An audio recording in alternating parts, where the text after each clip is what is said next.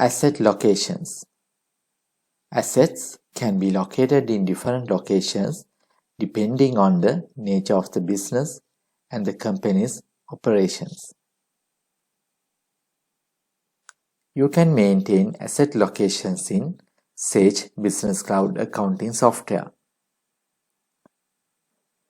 You can generate asset location-wise report.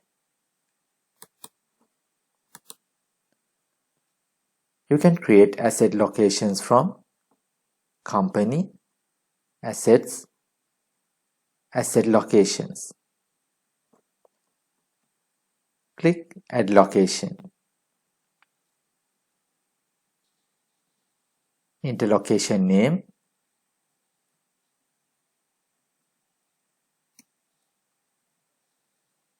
and save.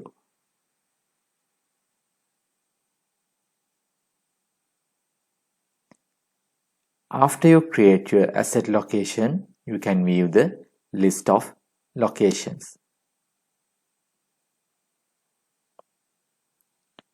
In addition to that, when you are creating an asset, you can add asset locations. Go to Company, Assets, add an asset.